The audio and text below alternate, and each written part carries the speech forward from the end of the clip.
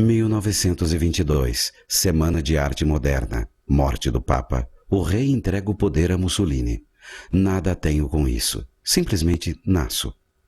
1923, morre o Rui.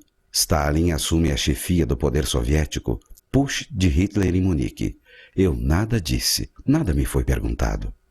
1929, craque na Bolsa de Nova York. Pulo do bonde em movimento na Rua da Bahia. Esborracho-me no chão. Um Ford último modelo consegue parar em cima de mim e quase não fico para contar a história. 1935, Mussolini ataca a Abissínia. Ataco e defendo no time da divisão dos médios como centro médio. 1939, começo a guerra. Trechos do poema Autobiografia, Paulo Mendes Campos. Bom, vocês viram que no trecho do poema de Paulo Mendes Campos, ele retrata um pouco de sua vida misturada à história das décadas de 20 e 30. É a Semana de Arte Moderna, é a ascensão de Mussolini, de Hitler, de Stalin ao poder.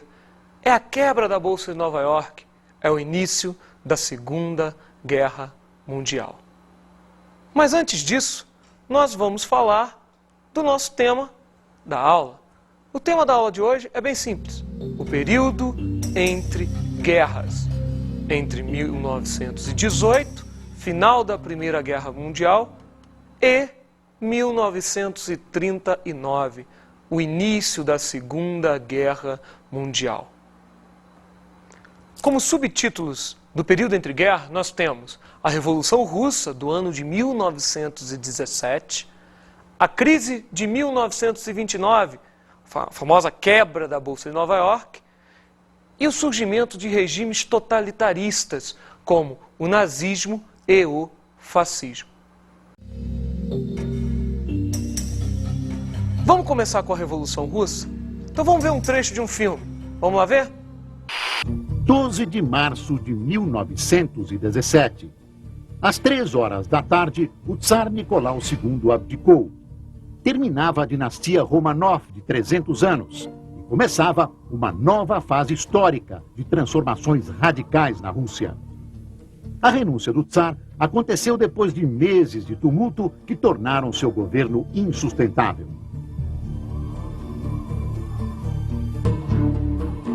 A pouca comida que havia não chegava ao povo por incompetência burocrática. As pessoas saíam às ruas exigindo comida e paz. Os soldados enviados para reprimir os manifestantes se recusavam a cumprir as ordens.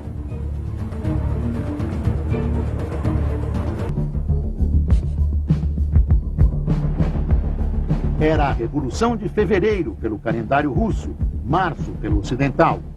O Tsar teve de entregar o poder a um governo provisório, chefiado por Alexander Kerensky, do partido menchevique, adepto de um socialismo moderado. A manutenção do país na guerra e a miséria abalaram o novo governo. No dia 7 de novembro, um golpe de Estado liderado por Vladimir Lenin derrubou o governo provisório. Os bolcheviques comunistas assinaram a paz em separado com a Alemanha. Entregaram as fábricas aos operários e as terras aos camponeses. Nacionalizaram os bancos. Mencheviques, capitalistas e nobreza tsarista se aliaram para fazer a contra-revolução. Os chamados brancos lutaram contra o Exército Vermelho Comunista criado por Leon Trotsky. Após a vitória, os bolcheviques fuzilaram milhares de pessoas, incluindo o Tsar e sua família, e esmagaram as dissidências internas dentro do partido. O poder estava consolidado para a criação, em 1922, da União das Repúblicas Socialistas Soviéticas. O primeiro tópico que nós vamos abordar do período entre guerras é a chamada Revolução Russa, do ano de 1917. Porém, para nós entendermos esse processo, nós temos que voltar um pouquinho no tempo, no ano de 1861. O ano de 1861 aborda a abolição do processo de servidão na Rússia, acabando com o regime feudal na Rússia e levando a Rússia ao regime pré-capitalista e, consequentemente, o capitalismo. Bom, com a abolição da servidão na Rússia, muitas pessoas que moravam nos campos começaram a promover um processo migratório. Esse processo migratório em direção, é óbvio, às cidades. Nas cidades não existiam empregos suficientemente para todos. Logo, muitos ficaram desempregados. O Estado russo logo tentou resolver o problema com a chamada Mir, que era um tipo de sociedade coletiva. Porém, a maioria das propriedades ficavam nas mãos dos kulaks, os burgueses latifundiários daquela região. Após a abolição da servidão, a década de 1890 promoveu um processo muito elevado de industrialização, acarretando o apogeu dessa industrialização entre os anos de 1890 e 1892. Porém, a gente sabe muito bem que o processo migratório era elevado, a industrialização era elevada, mas faltava emprego. Muita gente passava fome. Podemos dizer assim que a situação da Rússia estava russa, e muito. O regime czarista, para tentar solucionar o problema da Rússia, promoveu a tentativa de conquistar uma região no norte da China, a famosa região da Manchúria. Dava-se início à chamada Guerra Russo-Japonesa, entre os anos de 1902 e 1905. A Guerra Russo-Japonesa, onde ambos, Rússia e Japão, disputavam esta região, a região da Manchúria. Bom, como destaque na Guerra Russo-Japonesa, nós tivemos um episódio famosíssimo, o chamado Domingo Sangrento. Mas o que foi o Domingo Sangrento?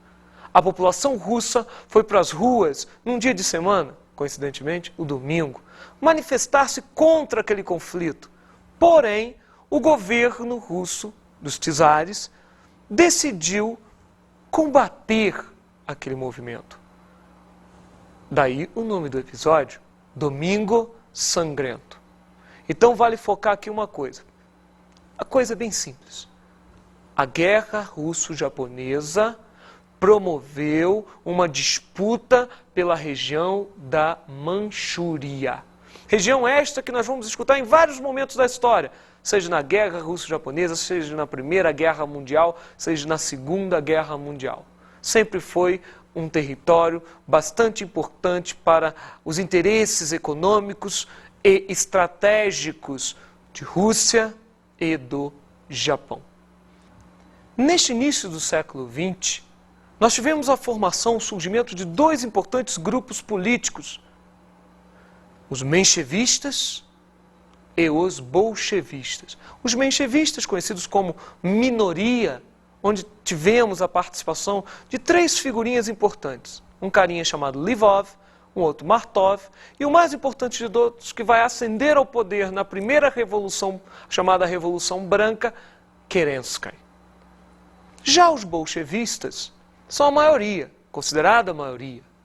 Esses bolchevistas tinham o apoio dos sovietes, um grupo de operários, né? Lembra da frase Lenin? Todo poder aos sovietes. Os bolchevistas eram representados por Lenin, Stalin e Trotsky, responsáveis pelo processo revolucionário vermelho, o de outubro de 17. Os menchevistas eram adeptos à teoria marxista de consolidação do capitalismo e, a partir deste ponto, ir para o socialismo. Já os bolchevistas, não. Eles eram adeptos da ida direta ao regime socialista. Bom, 1914, começa a Primeira Guerra Mundial. A Rússia entra no conflito ao lado da Tríplice Entente, ao lado da Inglaterra, da França, defendendo os países eslavos, a independência da Sérvia contra a Alemanha, os italianos no início e depois o Império Turco-Otomano, o Império Austro-Húngaro. Falando em Império Austro-Húngaro, é neste momento aí que vai ter o maior conflito entre Rússia e o Império Austro-Húngaro na Primeira Guerra Mundial, que vai culminar na queda de todo o sistema russo vigente até o momento. Vamos ver isso em detalhes. Acontece a Primeira Guerra Mundial, vem a Revolução Branca. em fevereiro de 1917 ou março, segundo o calendário gregoriano. Fevereiro pelo calendário juliano, março pelo nosso calendário o gregoriano. Em março de 1917, os menchevistas subiam ao poder na Rússia.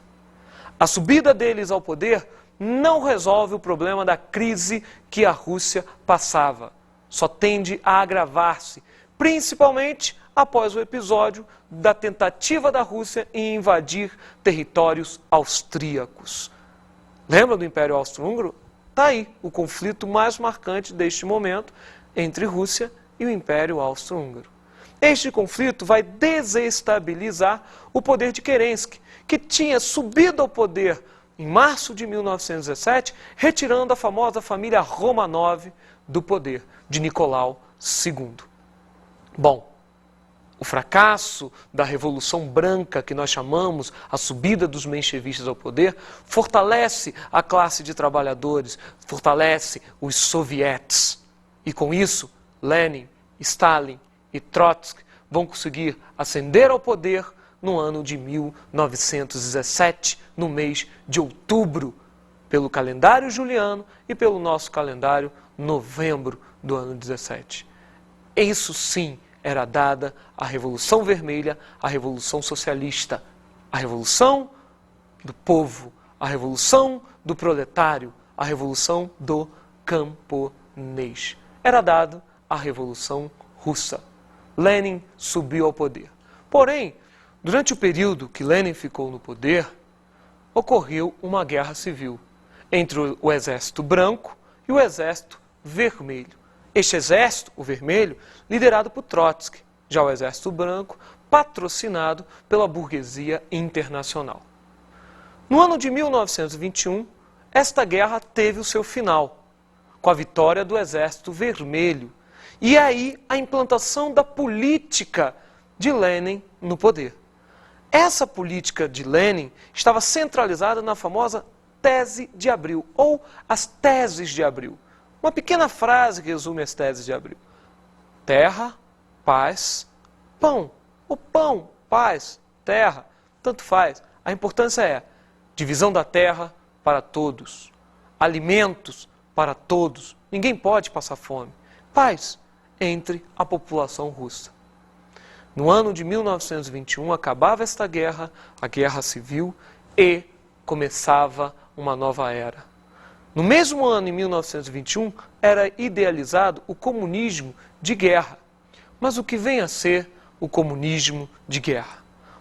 A característica principal deste processo era centralizar a produção e eliminar a economia de mercado. Isto era o comunismo de guerra.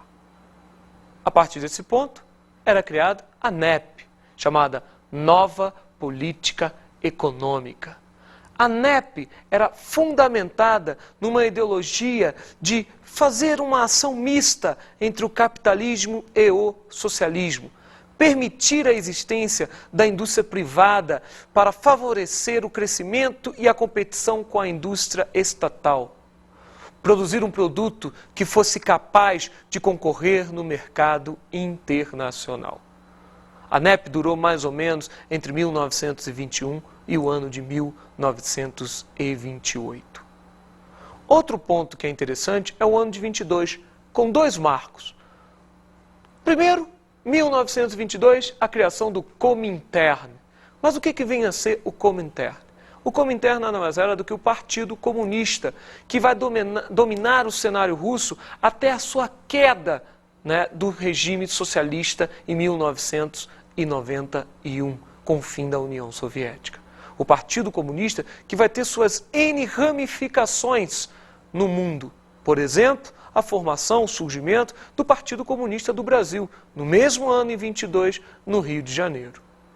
Outro ponto interessante, neste mesmo momento, é a união dos operários e dos camponeses, é a união da bandeira vermelha, símbolo do socialismo, com a foice camponesa e o martelo dos operários. Era criada a União das Repúblicas Socialistas Soviéticas, a chamada URSS. Vamos ver mais um trecho da série Testemunha da História, agora sobre a morte de Lenin e um pouquinho mais a respeito desse período? Vamos dar uma olhadinha? Vamos lá. 21 de janeiro de 1924. Vladimir Lenin, o líder da Revolução Russa, morria aos 54 anos de idade. Milhares de comunistas enlutados enfrentaram as baixíssimas temperaturas do inverno de Moscou para prestar a última homenagem ao criador da União Soviética. A carreira política de Lenin foi marcada pela devoção às atividades revolucionárias. Ao desenvolver o que mais tarde seria chamado de leninismo, ele estudou a situação social e política da Rússia sob uma perspectiva marxista. Mas quando adaptou a visão de Marx sobre a revolução das massas proletárias, Lenin passou a considerar essencial a criação de um partido revolucionário monolítico formado por uma elite que lideraria os incultos operários. Depois de passar anos preparando as bases para o assalto ao poder, ele liderou com êxito a Revolução Comunista de 1917. Após a Revolução, Lenin consolidou o poder do Partido Comunista, criou uma temível polícia secreta e reformou a economia de acordo com os princípios marxistas.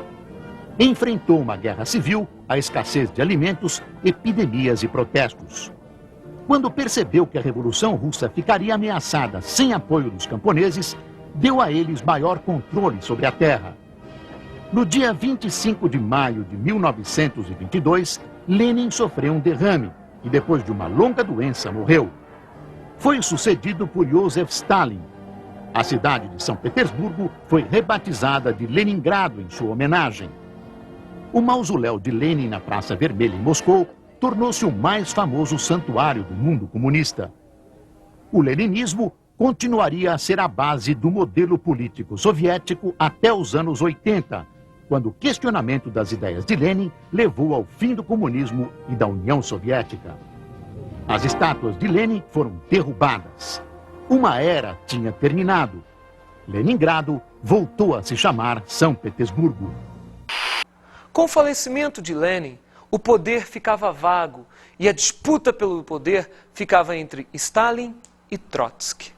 O pensamento de Stalin estava preso à ideia de um socialismo para dentro. O socialismo para dentro significava a consolidação do poder na União Soviética, ou seja, do socialismo na União Soviética. Já Trotsky idealizava o socialismo para fora. Mas o que vinha a ser isso?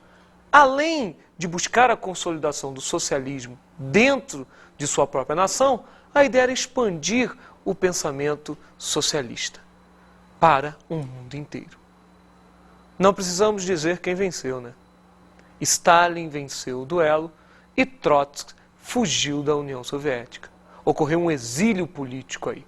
Trotsky foi parar no México no ano de 1944, sendo morto por um agente da KGB disfarçado de jardineiro, a mando de Stalin. 24 de outubro de 1929. Desastre em Wall Street. A Bolsa de Valores de Nova York despenca, num dia que entraria para a história como a Quinta-feira Negra. Investidores em pânico mandaram vender todas as ações que tinham a qualquer preço. As ações das grandes companhias, como a General Electric, caíram vertiginosamente de valor. Nas primeiras 3 horas do pregão, 11 bilhões de dólares tinham virado fumaça. O crash em Wall Street desencadeou uma onda de falências e abalou a confiança na economia americana. Em pouco tempo, os Estados Unidos e o mundo todo eram varridos por uma grave crise econômica. 13 milhões de americanos amargavam o desemprego. A produtividade caía e os bancos fechavam um após outro. Os efeitos da crise foram devastadores para o Brasil e a economia do café. Os preços já estavam em queda no mercado internacional e as exportações começaram a diminuir. O governo brasileiro fez estoques e chegou a queimar café para sustentar os preços. Sem sucesso. Em 1931, a queima de 3 milhões de saca anunciava o fim da era no Brasil, a era do Rei Café. Como vocês acabaram de ver na série Testemunha da História, o ano de 1929 também foi muito importante no cenário do período entre guerras. É a famosa crise de 1929, a quebra da Bolsa de Nova York. Mas a quebra nem sempre foi quebra, se referindo ao momento de outubro, o segundo semestre. O primeiro semestre de 1929 nos apresenta uma alta monstruosa das ações. Essas ações cresciam de uma forma, principalmente de uma forma especulativa, fazendo pessoas ganharem dinheiro fácil e largarem muitas vezes seus empregos. Essa especulação financeira levou para a gente a quebra da Bolsa em outubro de 1929. Então, o primeiro semestre apresenta o quê? Apresenta alta nas ações. Muita gente ganhando dinheiro. Forma honesta ou forma desonesta, ganhando muito dinheiro. E aí tem um pequeno detalhe. Muita gente ganhando dinheiro, vivendo ociosamente, fazia o quê? Enchia a cara, bebia. E aí o que acontecia? Confusões, badernas. O que o governo americano fez? Uma coisa bem simples. Determinou a famosa lei seca, a proibição da venda e do consumo de bebidas alcoólicas. Mas muito além de apenas bebidas alcoólicas, cigarros também. E vocês, já ouviram falar do Al Capone, aquele mafioso famoso dos Estados Unidos? Não? Pois bem, está aí a máfia de Chicago a partir da lei seca. Esta máfia que vai ter o domínio do famoso Al Capone, que só foi preso por simplesmente sonegar o imposto de renda. Um outro grande momento aí dentro de nossa história é a ascensão de Hollywood. Mas espera aí, daqui a pouco eu menciono isso. Hollywood pode esperar só um pouquinho. Algumas características são bastante importantes para a crise de 29. A primeira e principal era o caráter de superprodução e de subconsumo. Enquanto que os Estados Unidos promoviam uma grande produção para abastecer o mercado europeu, mal eles sabiam que o mercado europeu se recuperava da Primeira Guerra Mundial. O interessante aí é que, com a grande produção norte-americana indo para a Europa e o mercado europeu se recuperando, não deu outra, uma superprodução. Se nós tivemos uma superprodução, tivemos uma coisa bem simples. O quê? A geração de um subconsumo. Superprodução e subconsumo são características da crise de 1929. Como, por exemplo, o fim do padrão ouro. Mas o que vinha a ser o padrão ouro? Toda moeda fabricada tinha que ter como lastro o ouro. E a partir do fim do padrão ouro, você tinha a quantidade de moeda a ser fabricada maior do que o lastro em ouro guardado nos cofres públicos. Só para lembrar que o padrão vem a se transformar em dólar, chamado padrão dólar, no Tratado de Bretton Woods, em 1944.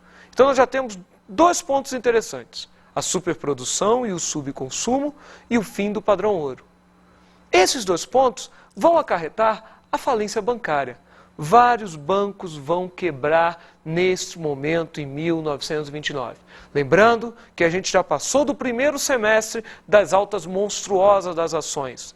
Agora, nós estamos no segundo semestre, caminhando para o mês de outubro de 1929. O mês da crise, o mês da quebra da Bolsa. Chegando em outubro, vale destacar 2 dias importantes: a terça-feira e a quinta-feira negra.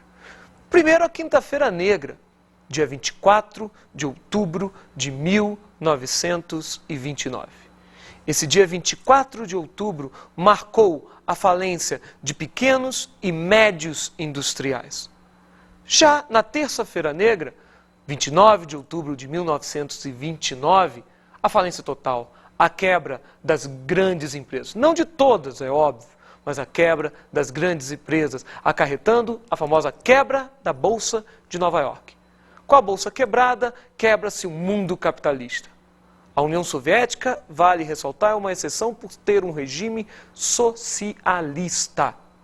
A quebra da Bolsa de Nova York afeta a economia mundial. Por exemplo, gera a crise do café no Brasil, no mesmo ano, em 1929. Bom, a solução da crise de 29 é uma coisa bem simples. Em 1932, vai ser eleito um presidente para os Estados Unidos, que vai aplicar essa política em 1933. Um trechinho, um pequeno trecho sai de seu discurso. O presidente Franklin Delano Roosevelt. E vale ressaltar uma pequena coincidência no mundo histórico. Você tem Roosevelt subindo ao poder nos Estados Unidos e Hitler ascendendo ao poder na Alemanha, no mesmo período de tempo, na década de 30. Bom, Franklin Delano Roosevelt fundamentaliza o New Deal. Mas você sabe o que foi o New Deal? O New Deal, um novo ideal, um novo tratamento, foi uma nova política econômica aplicada pelo presidente Franklin Delano Roosevelt, que tinha como características, por exemplo, a sigla TVA. O que vem a ser essa sigla? A valorização do Vale do Tennessee. Temos também a NIRA, N-I-R-A, que é a valorização da indústria nacional. E, por último, ali dentro das siglas, a AAA. Por favor, não é a Associação dos Alcoólicos Anônimos. AAA é a Lei de Ajustamento Agrícola ou Lei de Valorização da Agricultura. Simplesmente esta lei vai fornecer dinheiro aos agricultores para que eles pudessem destruir as plantações. Vale apenas uma ressalva aqui, um ponto interessante. Enquanto na década de 30 nós tivemos 2 grandes secas nos Estados Unidos, a fortuna desses agricultores mais do que triplicou. Vale ressaltar que a sigla AAA, Associação dos Alcoólicos Anônimos, surgiu neste ano, no ano de 1929, devido realmente à crise. Outra característica importante foi a questão do seguro-desemprego. Seguro este fornecido pelo Estado americano. Por isso que ainda há pouco eu ressaltei Hollywood. Porque famílias que não tinham mais o que fazer e sobrava um dinheirinho, fazia o quê? Ia para o cinema. E a indústria cinematográfica nos Estados Unidos veio a crescer neste primeiro momento. Ressalto também que a questão do investimento público foi crucial. O Estado norte-americano vai investir pesado em setores públicos. Como que, por exemplo? Hidrelétricas, as famosas represas americanas e num prédio famoso da época, o Empire State. Essa indústria civil vai construir novamente os Estados Unidos, vai promover novamente o crescimento. Mas vale ressaltar que esse crescimento vai existir altos e baixos até o ano de 1939, quando realmente, com a Segunda Guerra Mundial, a economia americana vai para frente. O fascismo e o nazismo representam um outro ponto do período entre guerras. Os regimes totalitaristas, que além do fascismo italiano e nazismo alemão, nós temos o franquismo na Espanha e o salazarismo em Portugal. Características dos regimes fascistas, nazistas, ou como vocês queiram, nazifascistas, nós temos o totalitarismo. Mas o que vem a ser o totalitarismo? Vocês sabem? O exato momento que o chefe de poder, o ditador, está voltado para atender todas as necessidades da população. É lógico que isso é bastante teórico. Temos também o nacionalismo, o culto à personalidade do líder, promovido principalmente por Adolf Hitler na Alemanha, onde você encontra o culto à personalidade ariana, certo? Bom, então o nacionalismo é o amor à pátria, o eu patriótico. Temos também o autoritarismo, o ser autoritário, o unipartidarismo, ou seja, o único partido no poder, único Estado. Isto é um ser autoritário. Temos também o militarismo, que fundamenta-se na construção de um exército poderoso. Esse militarismo que vai promover uma política expansionista, principalmente se referindo ao caso alemão. Outro ponto é o anticomunismo. O nazifascismo odiava o pensamento comunista. Tanto é que os países do Ocidente deixaram os regimes totalitaristas crescerem, pensando que estes regimes combateriam o regime socialista. Então, nós temos aí o totalitarismo, o nacionalismo, o autoritarismo, o militarismo e o anticomunismo como algumas características do nazifascismo.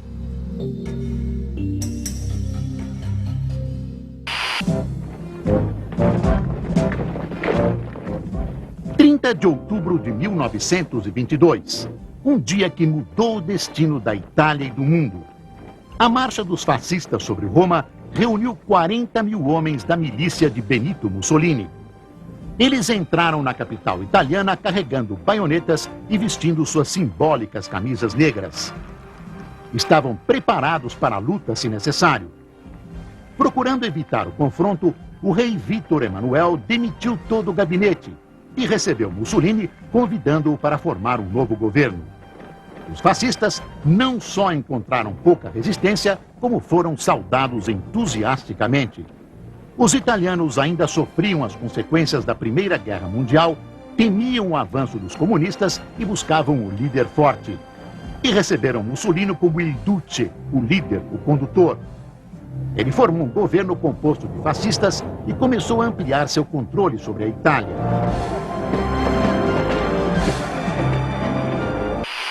O fascismo de Mussolini ganha forças a partir do final da década de 10, quando os camisas negras ascendem ao poder no Congresso.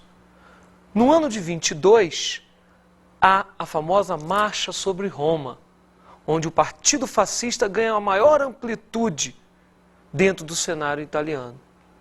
No ano de 25, Mussolini é consagrado Duce, o grande líder italiano, e fecha um acordo chamado Tratado de São João de Latrão, no ano de 1929, com a Igreja Católica, firmando a criação do Vaticano e o apoio da Igreja Católica ao governo de Mussolini, que acabaria com um desfecho muito triste no final da Segunda Guerra Mundial.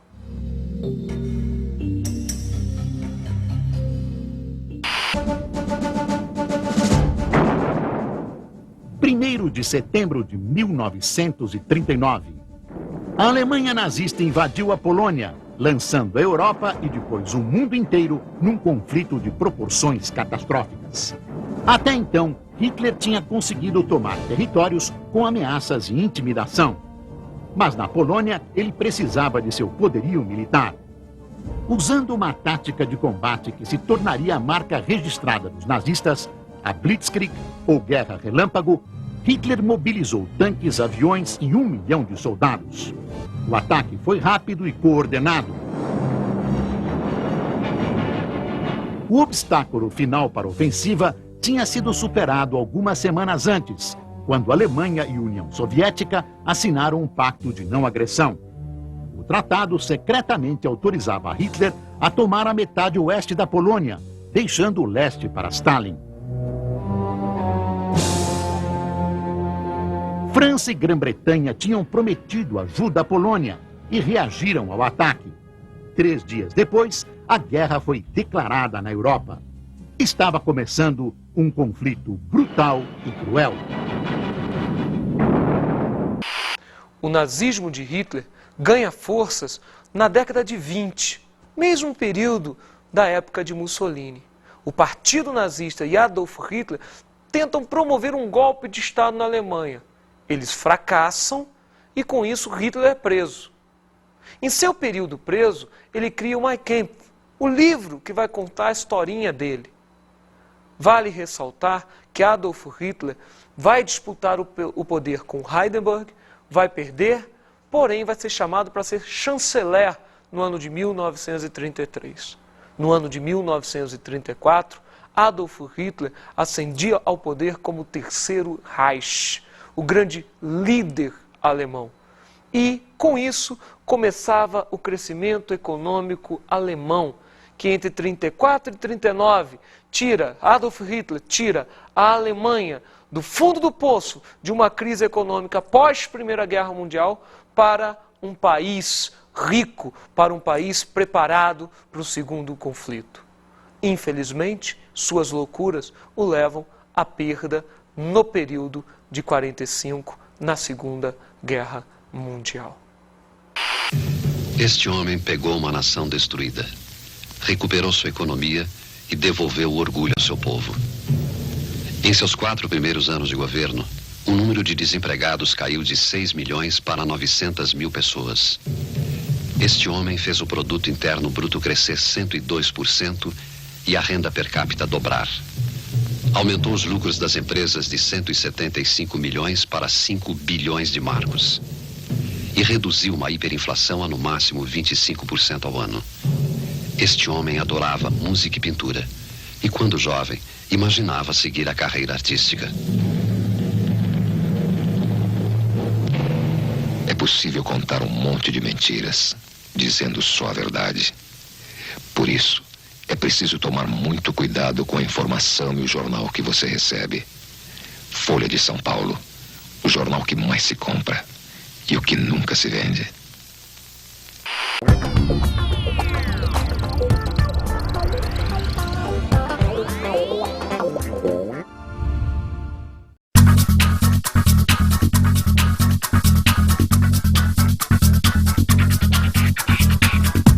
A dica de estudo de hoje é bem simples.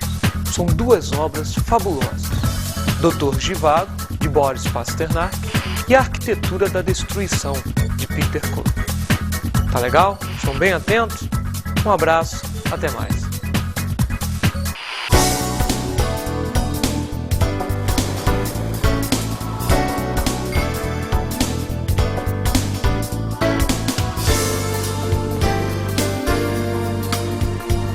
Na aula de hoje estudamos o período entre guerras. Abordamos a Revolução Russa. A Revolução Russa foi promovida em outubro de 1917 através da liderança de Lenin, Stalin e Trotsky. Vimos a crise de 29. As principais características da crise de 29 foram a superprodução, o subconsumo, o fim do padrão ouro, a falência bancária. E aprendemos sobre o fascismo e o nazismo. Dentre as principais características do fascismo e nazismo, nós temos o nacionalismo, o anticomunismo, o militarismo, o autoritarismo e o totalitarismo. Até a próxima aula.